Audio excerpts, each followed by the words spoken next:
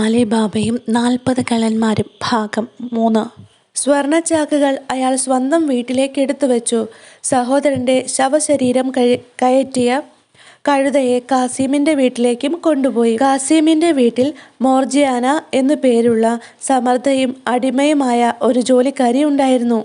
Alibaba അവളെ വിളിച്ച് വിവരങ്ങളെല്ലാം അറിയിച്ചു.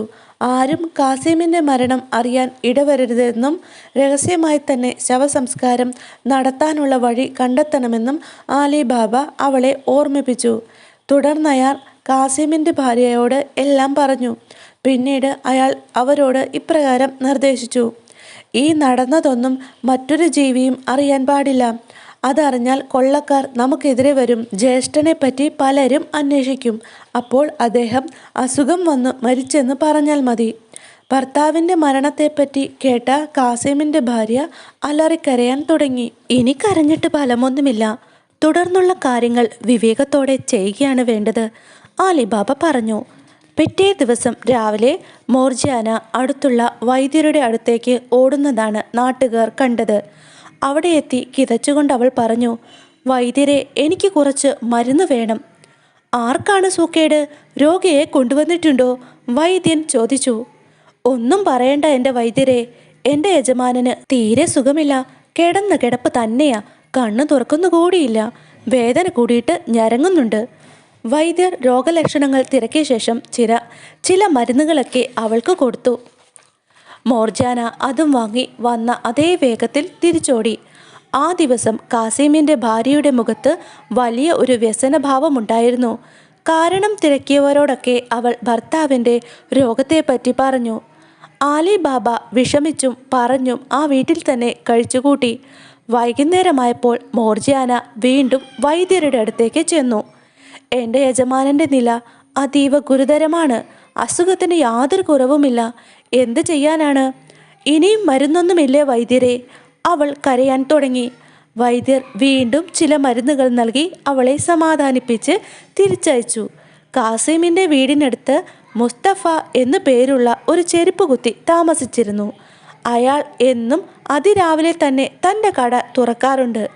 പിറ്റേന്ന് കാലത്ത് മോർജിയാന മുസ്തഫയുടെ കടയിൽ ചെന്നു. അവൾ ആദ്യമേ തന്നെ അയാൾക്കൊരു സ്വർണ്ണ നാണയം കൊടുത്തു. അത്ഭുതപ്പെട്ടു നിന്ന അയാളോട് മോർജിയാന പറഞ്ഞു: മുസ്തഫ, നിങ്ങൾ ചെരുപ്പ് തുന്നുന്ന ആയുധങ്ങളും എടുത്ത് എൻ്റെ കൂടെ വരിക. പക്ഷേ ഒരു കാര്യം, നിങ്ങളുടെ കണ്ണ് കെട്ടിയായിരിക്കും ഞാൻ നിങ്ങളെ കൊണ്ടുപോവുക. അതിന് സമ്മതമാണോ? ജോലിക്ക് മുമ്പേ കൂലി ലഭിച്ചു കഴിഞ്ഞല്ലോ. എന്ത് വേണമെങ്കിലും ഞാൻ ചെയ്യാം. പക്ഷേ അയാൾ പാതിക്ക് നിർത്തി. പേടിക്കാനൊന്നുമില്ല മുസ്തഫ, ഇത് രഹസ്യമായിരിക്കണമെന്ന് മാത്രമേ ഉള്ളൂ, മോർജിയാന പറഞ്ഞു. ശരി ശരി, ഞാൻ വരാം, അയാൾ സമ്മതിച്ചു. മോർജിയാന തൂവാല കൊണ്ട് മുസ്തഫയുടെ കണ്ണുകൾ കെട്ടി. എന്നിട്ട് അയാളെ കൂട്ടിക്കൊണ്ട് കാസിമിൻ്റെ വീട്ടിലേക്ക് പോയി. കാസിമിൻ്റെ ശവം കിടത്തിയിരുന്ന മുറിയിലെത്തിയതിനു ശേഷം മാത്രമേ അവൾ മുസ്തഫയുടെ കണ്ണിലെ കെട്ട് അഴിച്ചുള്ളൂ. അന്തിച്ചു നിൽക്കുന്ന മുസ്തഫയോട് മോർജിയാന പറഞ്ഞു: മുസ്തഫ, നിങ്ങൾ ഈ കാണുന്ന ശവശരീരത്തിൻ്റെ ഭാഗങ്ങൾ തുന്നിക്കൂട്ടണം. അതാണ് നിങ്ങൾ ചെയ്യേണ്ട ജോലി. നന്നായി ചെയ്തു തീർത്താൽ നിങ്ങൾക്ക് കുറച്ച് സ്വർണ്ണ നാണയങ്ങൾ കൂടി ഞാൻ തരും. മുസ്തഫയ്ക്ക് കാര്യമൊന്നും മനസ്സിലായില്ല. എങ്കിലും അയാൾ മടിച്ചു നിൽക്കാതെ ജോലി തുടങ്ങി. ചുരുങ്ങിയ സമയം കൊണ്ട് മുസ്തഫ തൻ്റെ ജോലി പൂർത്തിയാക്കി. പറഞ്ഞതുപോലെ തന്നെ കുറേ സ്വർണ്ണ നാണയങ്ങൾ കൂടി കൊടുത്ത് മോർജിയാന അയാളെ സന്തോഷിപ്പിച്ചു. മോർജിയാന വീണ്ടും അയാളുടെ കണ്ണുകൾ കെട്ടി അയാളെ കടയിൽ തിരികെ എത്തിച്ചു. മുസ്തഫയിൽ നിന്നും രഹസ്യം ചോരുമോ എന്നൊരു പേടി അവൾക്കുണ്ടായിരുന്നു. അതുകൊണ്ട് കാര്യങ്ങളെല്ലാം വളരെ രഹസ്യമായിരിക്കണമെന്ന് മുസ്തഫയെ വീണ്ടും വീണ്ടും ഓർമ്മിപ്പിച്ചിട്ടാണ് അവൾ മടങ്ങിപ്പോന്നത്. അന്ന് രാത്രി കാസിമിൻ്റെ വീട്ടിൽ നിന്ന് ഒരു കൂട്ട നിലവിളി ഉയർന്നു. അയാൾ മരിച്ചു പോയിരിക്കാം എന്ന് കേട്ടവരെല്ലാം ചിന്തിച്ചു. അടുത്ത ദിവസം രാവിലെ കാസിമിൻ്റെ ശവസംസ്കാരം ഭംഗിയായി നടന്നു.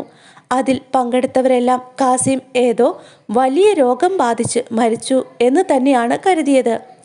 വീണ്ടും ദിവസങ്ങൾ ഒഴുകിപ്പോയി.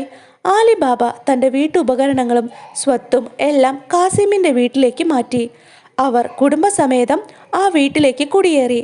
അതുകൂടാതെ ആ നാട്ടിലെ ആചാരപ്രകാരം അയാൾ കാസിമിൻ്റെ ഭാര്യയെ വിവാഹം കഴിക്കുകയും ചെയ്തു. കാസിം കച്ചവടം നടത്തിയിരുന്ന കട ആലിബാബ തൻ്റെ മൂത്ത മകനെ ഏൽപ്പിച്ചു കൊടുത്തു. അങ്ങനെ യാതൊരു സംശയവും ആർക്കും ഉണ്ടാകാത്ത തരത്തിലാണ് ദിവസങ്ങൾ നീങ്ങിക്കൊണ്ടിരുന്നത്. ഇതിനിടയിൽ കള്ളന്മാർ അവരുടെ സങ്കേതത്തിലേക്ക് തിരിച്ചെത്തി. കെട്ടിത്തൂക്കിയിട്ടിരുന്ന ശവം കാണാത്തതുകൊണ്ട് അവർ ഒട്ടൊന്ന് പരിഭ്രമിച്ചു. അകത്ത് കടന്നു നോക്കിയപ്പോൾ സ്വർണവും കുറവാണെന്ന് കണ്ടു. അതോടെ അവർക്ക് വല്ലാത്ത ഭയമായി. തങ്ങളുടെ രഹസ്യം അറിയാവുന്നത് രണ്ടാളുകൾക്കായിരുന്നു. അതിലൊരാളെ കൊന്നു. മറ്റേയാൾ എവിടെയായിരിക്കും?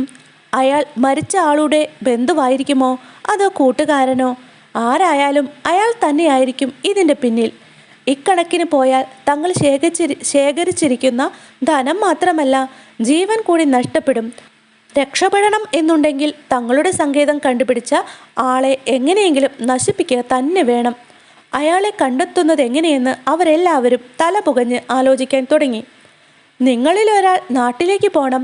നമ്മൾ കൊന്നതുപോലെ ഏതെങ്കിലും ഒരു മരണം നാട്ടിൽ നടന്നിട്ടുണ്ട് എന്നാരെങ്കിലും സംസാരിക്കുന്നുണ്ടോ എന്നൊന്ന് അന്വേഷിക്കുക. അങ്ങനെയുണ്ടെന്നറിഞ്ഞാൽ നാം രക്ഷപ്പെട്ടു. നമ്മുടെ സ്വത്തിനും ജീവനും അപകടം വരുത്തുന്ന പ്രശ്നമാണിത്. നാം വളരെ സൂക്ഷിക്കണം. ആരാണ് നാട്ടിലേക്ക് പോകുന്നത്? ശ്രദ്ധിച്ചു കേൾക്കുക. പോകുന്നതാരോ അയാൾ പരാജയപ്പെട്ടാൽ മരിക്കാനാണ് അവൻ്റെ വിധി. കള്ളന്മാർ കൂടി ആലോചിച്ചു. ഒടുവിൽ ഒരാൾ പറഞ്ഞു, ഞാൻ പോകാം. അയാൾ വേഷം മാറി നാട്ടിലേക്ക് പുറപ്പെട്ടു. അതിരാവിലെ തന്നെ അയാൾ അവിടെ എത്തിച്ചേർന്നു. കടകളൊന്നും തുറന്നിട്ടില്ല. അവൻ തെരുവിലൂടെ കുറേ അലഞ്ഞു തിരിഞ്ഞു. അതിനിടയിൽ ഒരു കട മാത്രം തുറന്നിരിക്കുന്നത് കണ്ടു. ഒരു ചെരുപ്പ് കുത്തിയുടെ കട. അയാൾ ചെരുപ്പ് തുന്നിക്കൊണ്ടിരിക്കുകയാണ്. അതിനിടയിൽ അവിടെ എത്തിയ കള്ളൻ ചോദിച്ചു, ഏയ് അമ്മാവ, നിങ്ങൾക്ക് നല്ല പ്രായമുണ്ടല്ലോ, എന്നാലും ഇല്ലാത്ത വെട്ടത്തിലിരുന്നു ചെരുപ്പ് തുന്നാൻ തക്ക കാഴ്ച നിങ്ങൾക്കുണ്ട് അല്ലേ? ആ ചോദ്യം മുസ്തഫയ്ക്ക് ഇഷ്ടപ്പെട്ടില്ല. ഇത് നല്ല കൂത്ത്. നിങ്ങൾക്ക് എന്നെപ്പറ്റി എന്തെങ്കിലും അറിയാമോ? ഇല്ലല്ലോ. അറിഞ്ഞിരുന്നുവെങ്കിൽ നിങ്ങൾ എങ്ങനെ പറയില്ലായിരുന്നു? കണ്ടില്ലേ, ഞാൻ ഇപ്പോഴും നല്ല അസലായിട്ട് തുന്നും. ഈ പ്രായത്തിലും അതിന് തക്ക കാഴ്ചയൊക്കെ എൻ്റെ കണ്ണിനുണ്ട്. ഒട്ടും വെട്ടമില്ലാത്ത മുറിയിലിരുന്ന് വെട്ടി കണ്ടിച്ചിട്ടിരുന്ന ഒരു ശവം ഞാൻ തുന്നിയിട്ട് അധിക ദിവസമൊന്നും ആയിട്ടില്ല. കള്ളൻ്റെ ഉള്ളിലൊരു മിന്നൽ പാഞ്ഞു. പക്ഷേ തൻ്റെ സന്തോഷം അയാൾ പുറത്ത് കാണിച്ചില്ല. അതിനെപ്പറ്റി കൂടുതൽ അറിയാൻ കള്ളന് ഉത്സാഹമായി. എങ്കിലും തിടുക്കം പുറത്ത് കാട്ടാതെ കള്ളൻ ചോദിച്ചു, വെട്ടിക്കണ്ടിച്ചിട്ടിരിക്കുന്ന ശവമോ? ഏയ്, അത് കള്ളം. അങ്ങനെ ഒന്ന് എവിടുന്ന് കിട്ടാൻ? കഷ്ണങ്ങളായി കിടന്നിരുന്ന ശവം തന്നെ. അത് ഞാൻ തന്നെയാണ് തുന്നിയത്. ഇത്രയും പറഞ്ഞത് തന്നെ അധികം. കൂടുതലൊന്നും ഞാൻ പറയുന്നില്ല. മുസ്തഫ പറഞ്ഞു, നിങ്ങൾ കള്ളം പറയുകയോ ശവം കൂട്ടി തുന്നുകയോ, അതും ഈ നാട്ടിൽ? ഒന്നും അറിയാത്ത മട്ടിൽ കള്ളൻ പറഞ്ഞത് കേട്ട് മുസ്തഫയ്ക്ക് ദേഷ്യം വന്നു. അയാൾ പറഞ്ഞു, ഞാൻ കള്ളമൊന്നും പറഞ്ഞിട്ടില്ല. ഈ കൈകൊണ്ട ഞാൻ തുന്നിക്കെട്ടിയത്. എനിക്ക് കള്ളം പറയേണ്ട കാര്യമൊന്നുമില്ല. കള്ളൻ ഒരു സ്വർണ്ണ നാണയം മുസ്തഫയ്ക്ക് കൊടുത്തിട്ട് ചോദിച്ചു, നിങ്ങൾക്ക് ആ വീട് കാണിച്ചു തരാൻ പറ്റുമോ? അതിന് ബുദ്ധിമുട്ടാണ്. എൻ്റെ കണ്ണ് കെട്ടിയാണ് അവിടേക്ക് കൊണ്ടുപോയത്. ഇതുകൂടി കേട്ടപ്പോൾ താൻ അന്വേഷിക്കുന്ന കാര്യം ഇത് തന്നെയാണെന്ന് കള്ളന് ഉറപ്പായി. അവൻ വീണ്ടും ചോദിച്ചു, നിങ്ങളുടെ കണ്ണ് കെട്ടിയാൽ നിങ്ങൾക്കൊരിക്കൽ കൂടി അങ്ങോട്ട് പോവാൻ കഴിയുമോ?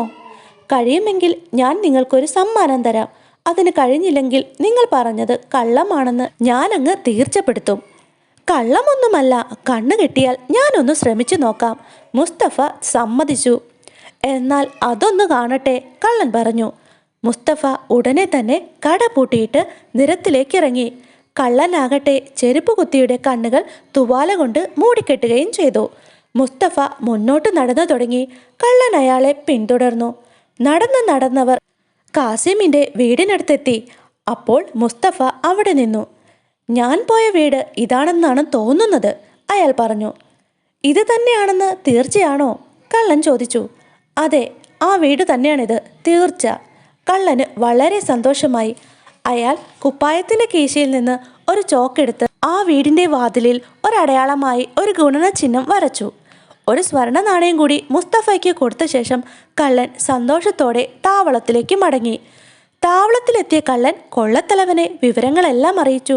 സ്ഥലം കണ്ടുപിടിച്ച സ്ഥിതിക്ക് അവിടെ എത്തുക, എതിരാളിയെ വകവരുത്തുക, അതുമാത്രമാണ് സംഘത്തിന് ചെയ്യാനുള്ളത്. അതിനു വേണ്ട തയ്യാറെടുപ്പുകളൊക്കെ തുടങ്ങി. അടുത്ത ദിവസം രാവിലെ കുറച്ച് പേർ വേഷം മാറി ഈ 2 പേർ വീതം പട്ടണത്തിലേക്ക് പോകണം എന്നാണ് ഒടുവിൽ അവർ തീരുമാനിച്ചത്.